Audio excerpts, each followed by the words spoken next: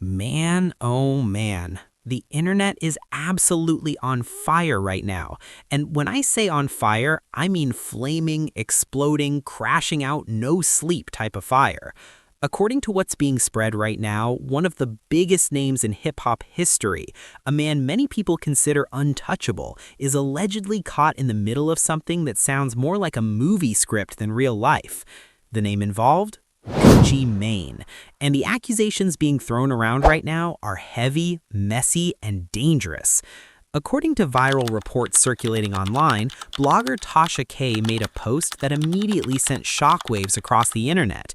In her post, she alleged that Gucci Mane was kidnapped and held at gunpoint, allegedly forced to release Pooh Shiesty from his 1017 contract so that he could sign with Yo Gotti's collective music group, CMG.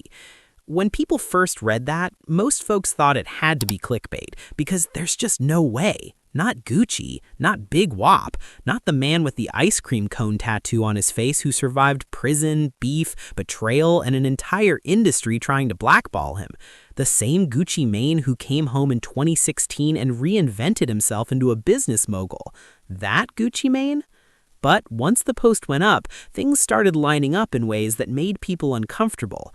Because just days before this rumor exploded, word had already been floating around that Gucci Mane had allegedly been robbed of his wedding ring and his watch. At first, no one really knew the details. Some people said it happened in LA, others said it was exaggerated. Then suddenly, whispers started floating around that Pooh Shiesty might somehow be involved, and that's when the story took a turn that nobody expected. Tasha K went on Instagram and dropped a long paragraph explaining what she claimed was told to her by a strong source connected to the situation. She said there was allegedly no confirmed robbery. Instead, what really happened was an alleged forced contract release. According to her, Gucci Mane was allegedly held at gunpoint until he signed paperwork releasing Pooh Shiesty from his Death Row Records 2.0, aka 1017 situation, so that Pooh Shiesty could move over to Yo Gotti's CMG. She went on to say this was allegedly the real reason behind Pooh Shiesty's arrest, and that authorities were supposedly trying to cover it up. Now, whether people believe Tasha K or not, one thing about the internet is once a rumor drops, the timeline starts digging, and that's exactly what happened next. People immediately went searching for anything that might confirm or deny the story, and while digging, a video started circulating, a clip showing Gucci Mane visibly upset, angry, crashing out, clearly emotional about something. Now, I'm going to be honest, nobody knows if that video is old, AI generated, edited, or completely taken out of context, but the energy in it felt heavy. He didn't look calm, he didn't look relaxed, he looked like a man who was dealing with something serious behind the scenes. And then fans noticed something that made the situation even more suspicious. Gucci Mane deleted his Welcome Home Pooh Shiesty post. Now this is where people started side-eyeing everything, because when Pooh Shiesty was released from prison, Gucci Mane proudly welcomed him home on Instagram. The caption was supportive, emotional, and loyal. He called him a real one, said the energy was different now, talked about shaking the streets again, said he was proud of him. It was a full Big Brother moment, and that post stayed up until now. After all this news started circulating, fans realized that post was gone, deleted. And in hip-hop, deleting a post is sometimes louder than making a statement, because if nothing happened, why remove it? That one move alone made people feel like something had definitely gone down behind closed doors, something serious, something personal, something that couldn't be ignored. Then the streets started talking. According to street rumors, Gucci Mane and Pooh Shiesty allegedly had a major falling out while Pooh Shiesty was still locked up. The issue, allegedly, came down to contracts, loyalty, and family. People say Pooh Shiesty wanted out of his deal. He wanted to leave 1017 and sign with Yo Gotti CMG instead. Gucci Mane allegedly refused. There were also claims that Gucci was upset about how Pooh Shiesty was handling things involving Big Scar's family, including telling Big Scar's brother and sister to return their 1017 chains worth tens of thousands of dollars. And allegedly, Pooh Shiesty didn't take that well. From that point on, people say the relationship was never the same.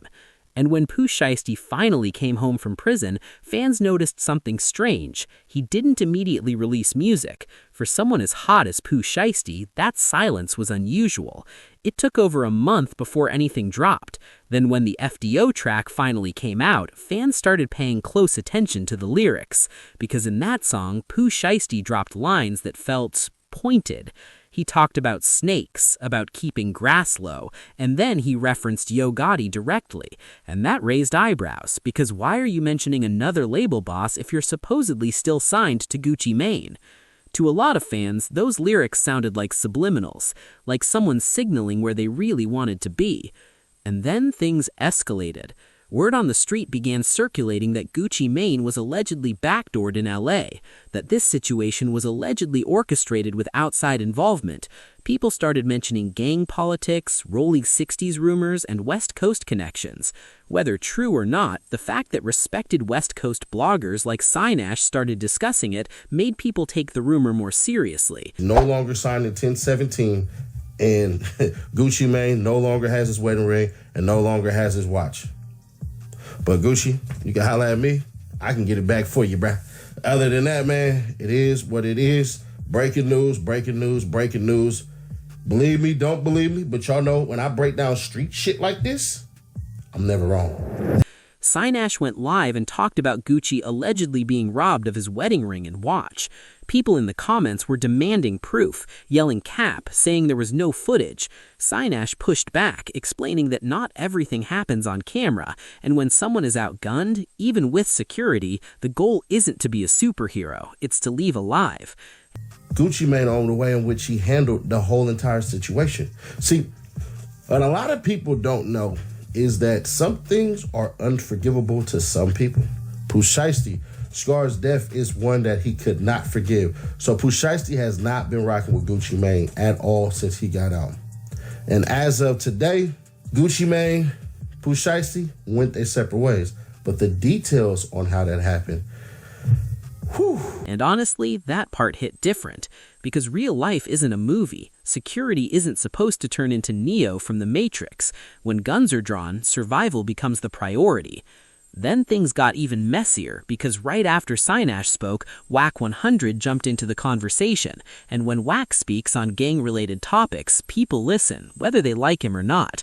Beef has escalated to a point of no return. It looks like those petty games that Gucci Mane was playing with Yo Gotti has came back to bite him harsher than he could have ever imagined. A couple of years ago, Gucci Mane began to aggressively pursue new artists in Memphis and sign them to get back at Yo Gotti. Initially, the plan was genius and it was working tremendously. Gucci had Pooh Shiesty and Big Scar under his roster, and those two were like the two hottest young artists in hip-hop at that time. Yeah. But now we're looking back, that move is backfiring against Gucci. He downplayed parts of the story, said certain footage would never see the light of day, and hinted that the situation was extremely delicate.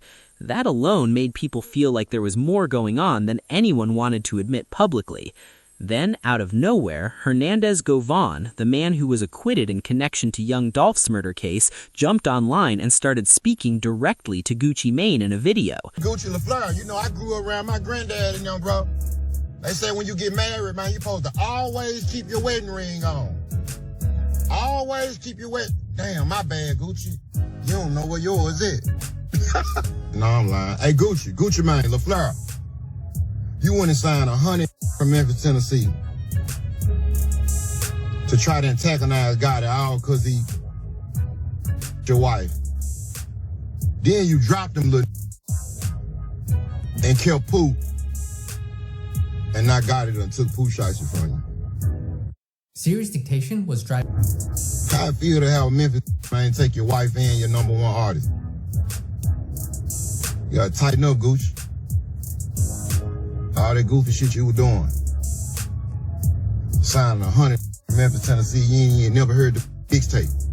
Just signing, trying to antagonize him. And you know we know about the other little shit that just happened too. And we're gonna run that later on though, Gucci. She real shiesty around here, I see.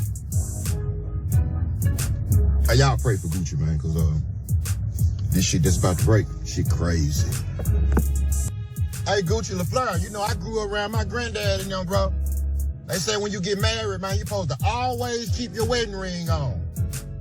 Always keep your Damn, my bad, Gucci. You don't know where yours is. The only that can call me and ask me to take it down is Whack 100. Cause I know Whack Gucci. And the only reason why I do it for Whack, cause I know he'll do it for me. But other than that, it ain't a breed. God and creator that can call me and tell me to do a bitch ass thing. See, the difference between me and the other is you soft. And you be scared of a collision. I ain't. And that's when things crossed into dangerous territory. He accused Gucci of signing artists from Memphis to antagonize Yo Gotti. He claimed Gucci lost both his wife and his top artist. He mocked him about the missing wedding ring. He said more information was coming. He told people to pray for Gucci because what was about to break was crazy. At that point, the internet went silent, because once someone like that starts talking, people realize this isn't just gossip anymore. This is street politics being discussed openly online, and that's never a good sign. Then came the final twist that sent everyone spiraling. According to Google AI search results, Pooh Shiesty is now listed as signed to CMG. Not rumored, not allegedly, straight up listed. The AI summary says Pooh Shiesty made a landmark deal under Yo Gotti's collective music group, launching his own imprint under the CMG umbrella, making him both an executive and an artist.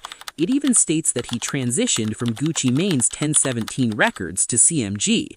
Now, whether that information is accurate or prematurely generated, the timing of it all is insane, because just one day later, Pooh Shiesty posts a video on Instagram saying his album is about to drop. No announcements before that, no promo, no rollout, then suddenly, album time.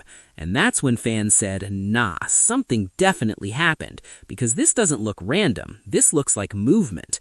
And meanwhile, Gucci Mane has said absolutely nothing. No denial, no confirmation, no post, no caption, no subliminal. His wife has gone silent too. And for a man who usually addresses rumors quickly, that silence is loud, very loud. The internet is now split down the middle. Some people believe this entire story is fake, exaggerated, or built off half-truths. Others believe there's too much lining up for it to be a coincidence. The deleted post, the AI listing, the lyrics, the sudden album announcement, the West Coast bloggers, the gang figures speaking out. Too many dots connecting at the same time. At the same time, many fans are praying this isn't true, because if it is, it means hip-hop has crossed into an extremely dark space. Nobody wants to believe that Gucci Mane, one of the architects of modern trap music, could be put in a position like that. Mr. 1017, Mr. Ice Cream Cone himself, a man who survived jail, betrayal, and death multiple times, and now allegedly dealing with something like this? It doesn't sit right. So now the question is simple. Is this all one big coincidence, or is this the type of story that the industry tries to keep quiet until it explodes? Only time will tell.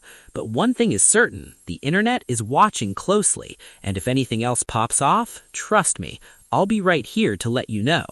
Let me know what y'all think. Do you believe this really happened, or do you think the internet is reaching?